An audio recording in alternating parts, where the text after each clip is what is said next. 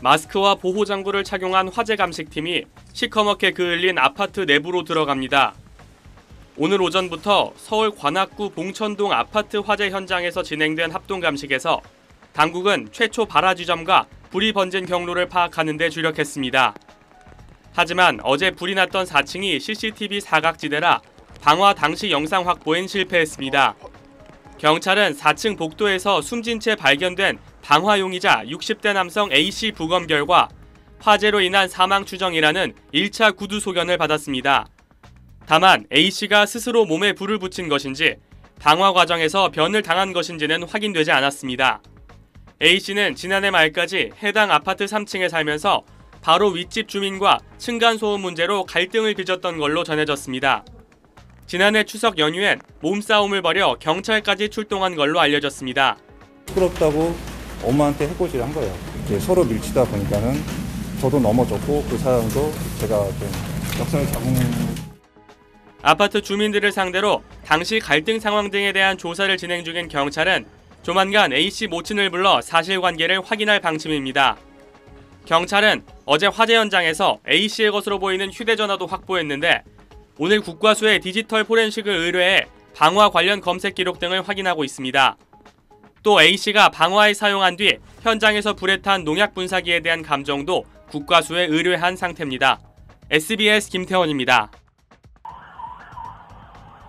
1명이 사망하고 6명이 다친 봉천동 아파트 방화 화재. 경찰은 방화 용의자인 61세 남성 A씨가 전에도 인근 주민들과 갈등을 겪어왔던 것으로 파악했습니다. 경찰에 따르면 A씨는 지난해 말까지 화재가 발생한 아파트 3층에 거주하며 윗집 주민과 층간소음 문제로 자주 마찰을 빚었습니다. 지난해 9월에는 윗집 주민과 쌍방 폭행 사건까지 벌어져 경찰이 출동했으나 이후 처벌을 원하지 않는다는 의사를 밝혀 형사처벌은 이루어지지 않았습니다. A씨는 이 아파트에 불을 지르기 전 직선거리로 약 1.4km 떨어진 빌라 인근에서도 불을 질렀습니다. 이 빌라에는 A씨의 어머니가 살고 있었던 것으로 확인됐습니다.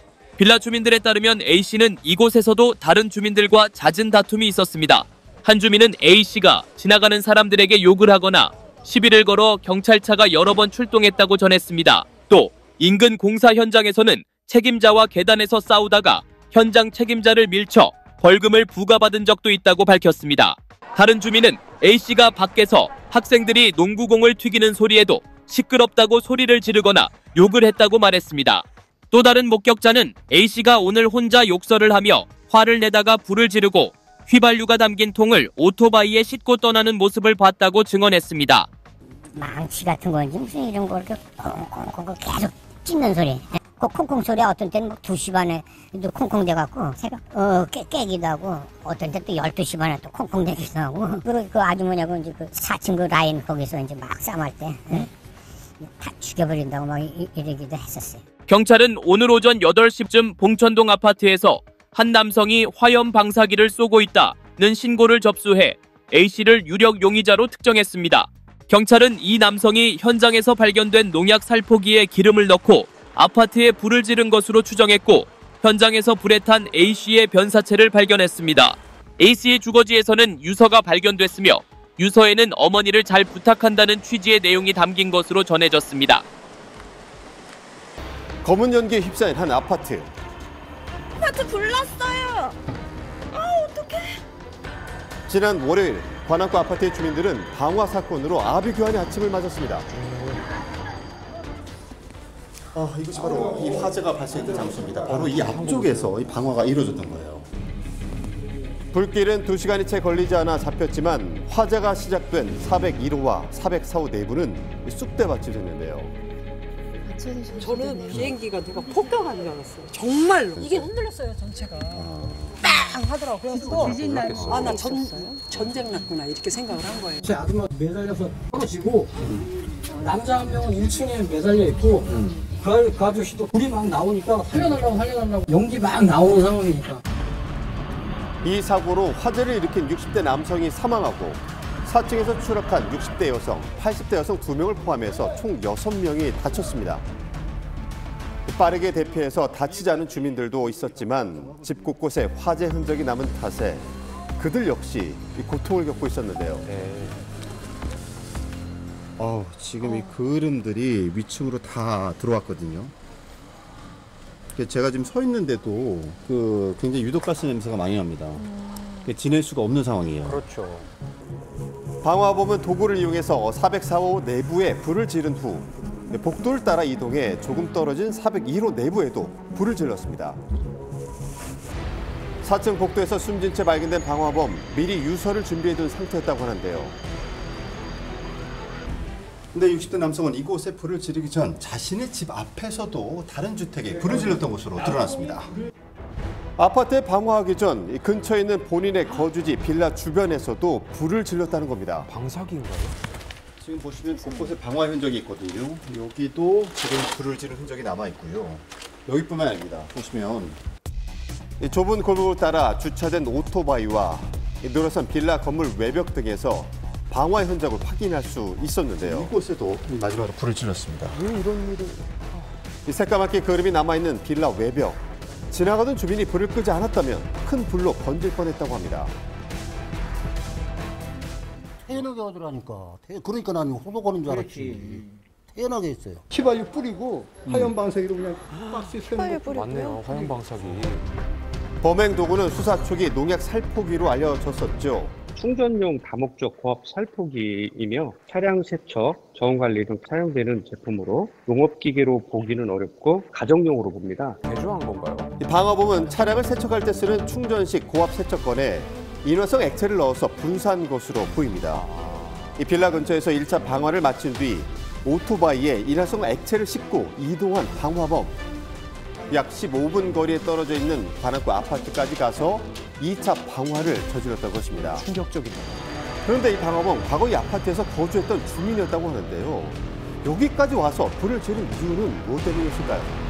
갑자기 여기 살다가 가신 분인데 소음 때문에 좀 다퉜는가 봐요. 시끄러우니까 이제 올라와서 잘 안 보이지. 그때도 경찰 오고 그래가지고 싸움이 좀 있었던 거예요. 소음 때문에. 이 아래층에서 났던 보복성 새벽 소음인데요. 2시에 제 방에서 올라갔어요.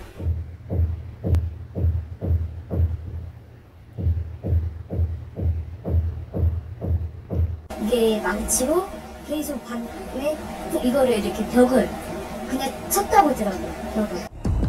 바로 아래층인 302호에 살았던 방화범. 4층 주민이 층간소음을 냈다며 보복성 소음을 내는 등 갈등을 일으켰던 것입니다. 자, 이렇게 집 근처는 물론이고 전에 살았던 아파트까지 왜 그 그랬을까요? 삶에 있어서 욕구 좌절, 즉 실패나 좌절감을 많이 갖고 있었던 것 같아요. 그때의 그 사건 때문에 내 인생이 꼬였다라고 그 원인을 찾아서 누군가에게 그걸 풀어버림으로써 그 공격성을 해소하려고 하는 잘못된 행동을 하게 된 거죠. 방화범이 불을 지른 정확한 원인은 아직 경찰 조사 중입니다.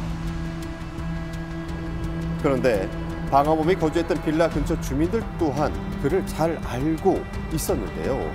이야기 들어봤습니다. 소문이 안 좋아. 어떤 소문이? 아 맨날 싸우고 뭐 쳐다본다고 침 뱉고. 소리가 계속 들리니까 물건 집어서 소리 지르고 막 그랬었어요. 조금만 시끄러운 소리 나면 부지막스럽게 해요. 전에도 막 싸워가지고 막 경찰이 와고 막 이랬어요. 아는 사람들은 도로 알지요. 그동안 소음에 민감하게 굴면서 이웃과 갈등을 벌였다는 방화범. 미리 제재할 방법은 없었던 걸까요? 그거는 현대사회에서는 있을 수가 없죠.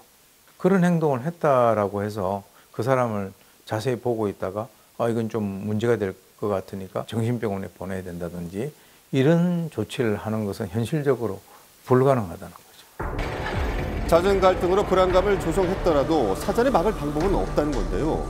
결국 방화 사건까지 벌어지면서 애꿎은 주민들만 피해를 보게 됐습니다. 방에 냄새도 많이 나고 당근 치르고 이제 들어오려고 이모들이 했거든. 어제 사고가 났는 거라 그래서 못 들어갔어. 피해를 떠하는 주민들은 닿지 못할 원망을 쏟아내기도 했는데요. 지금 이사한 지가 지금 몇 개월 됐는데 여기 와서 불 지를 게 뭐예요? 이해가 안 가죠. 아무것도 우리는 죄 지은 것도 없고 나는 누구하고 뭐 싫은 소리 한 번 해본 적도 없고 근데 너무 황당스럽고 이게 무슨 고통이에요. 왜 남한테 피해를 이렇게 줘요? 방화범이 사망해서 공소권도 사라졌는데 피해 보상을 받을 수 있을까요? 불법 행위로 인한 손해배상 채무가 상속이 되는데 대부분 그런 채무는 포기를 하겠죠. 상속 포기를. 실질적으로 민사 배상을 구하기는 어려워지는 거죠.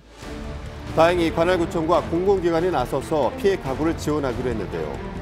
하루아침에 주민들의 일상을 빼앗아간 참사, 조속한 복구가 이루어지기를 바랍니다.